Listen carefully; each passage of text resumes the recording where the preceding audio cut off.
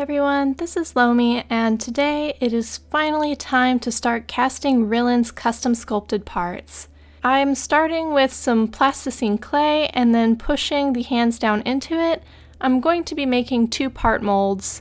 Even though I spent a lot of time watching videos on casting dolls, and most people seem to favor 1-part molds where they cut the mold open and pull the doll parts out afterward, I felt that a 2-part mold was going to be better for my uses, mostly because I'm limited in what kind of casting supplies I have at home.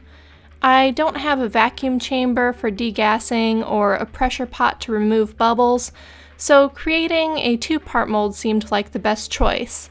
I have some experience doing 2-part molds because that's what I did when I made Rhyllyn's hands as well.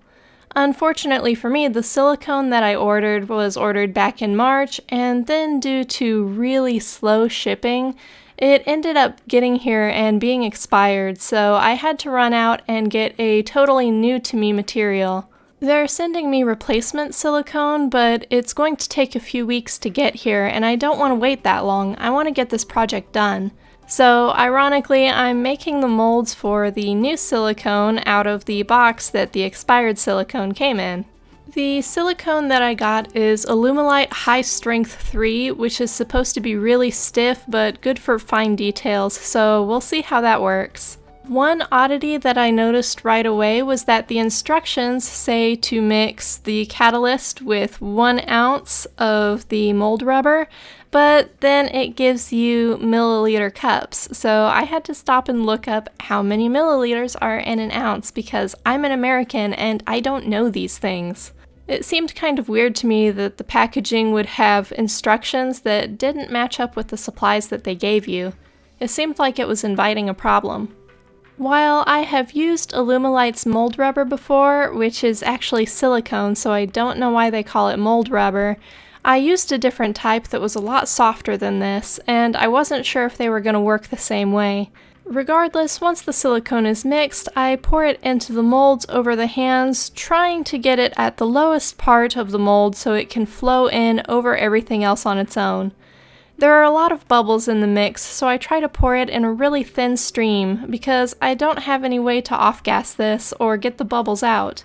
I'll just have to hope for the best and hope that they rise to the surface okay. When I did Rhyllyn's hands, I didn't have any trouble with bubbles, so I'm hopeful. I ran a little short of silicone to finish the second hand mold, but that's okay because I'm about to start the arms too. I couldn't find any boxes small enough for the arms, so I sort of made my own box using plasticine clay.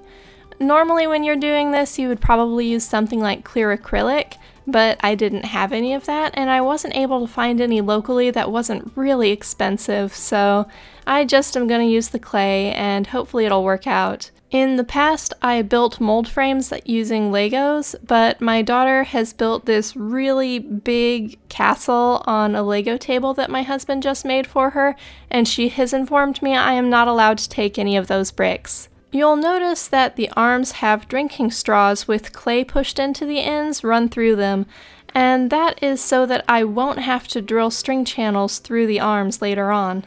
So after the first half of the mold has had a full day to cure, I flip it over and pull the plasticine clay off the bottom. A little bit bled underneath the hand, so I pull some of that really thin silicone film off, and then I remove the cardboard from around the edge of the mold.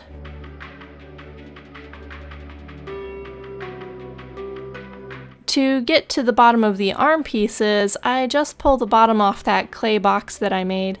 I don't have to remove all of it because I'm actually going to pinch the edges up to create the new walls for the other side of the mold. The next step is figuring out where to put my pour tabs. I did pour tabs on the hands using clay, but I'm using folded pieces of cardboard that are hot glued onto the arms. In the past, when I did Rhyllyn's hands, I didn't place the pour tabs very well, so it was really hard to get resin into the molds. So it's really important that when you're placing your pour tab, it ends up on the highest point of the part that you're molding. I really thought I had a video clip of the next step, which is spraying mold release on top of the mold so that the next layer of silicone won't stick to the one that's already there.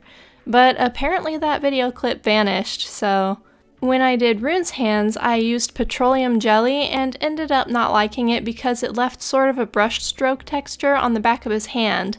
I switched to a spray-on mold release and did 3 coats because I thought it would be easier, and I really regret that choice. I wish I had just stuck to the petroleum jelly. Unfortunately, you're about to see why.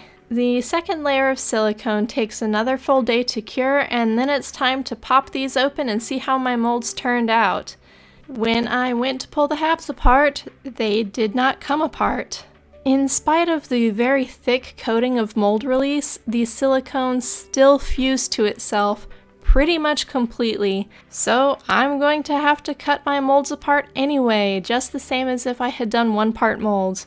And honestly, if I had known this was going to happen, I would have gone ahead and made 1-part molds, and just dealt with the risk of bubbles.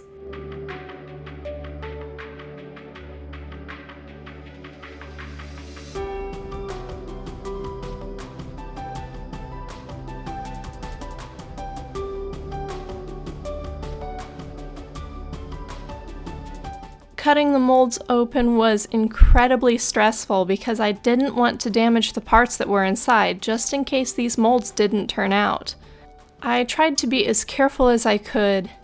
I also thought that maybe if I was really careful, I could just have one opening in the side so there would only be one side seam to sand off. But getting the parts out without damaging them was incredibly difficult. And because the mold rubber that I got was the high strength 3, it's super stiff and was really hard to hold open while I was cutting.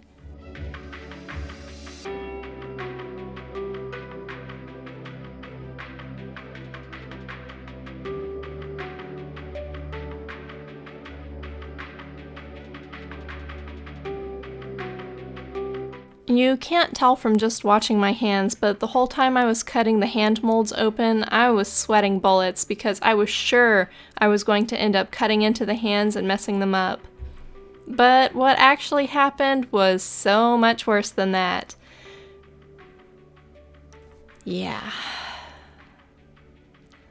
Nothing like having something you spent 3 months sculpting break when you're trying to take it out of the mold because the silicone is way too stiff. Now all I can really do is hope and pray that these molds work out in the end, because if they don't, I'm gonna spend a whole lot of time putting these hands back together and repairing the damage before I can try making molds again.